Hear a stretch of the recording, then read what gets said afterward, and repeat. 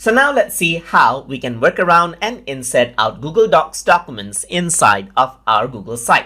So to insert out Google Docs, first of all, you need to have Google Docs made up and stored on your Google Drive. And if you want to learn more about Google Docs, you can check out my tutorial series on Google Docs as well. So over here, I'm going to go around onto the insert section, and then over here on the bottom, you can see Docs is an option. Once you click on this, what happens is that the Google documents that you have stored in your Google Drive opens up right here, as you can see. So all of the Google Docs document are seen right here. So you should select out a doc that you want to insert right here, just like this. Click on it and click on Insert to insert out the Google Doc, as you can see. You can resize it and place it wherever you want, as you can see right here.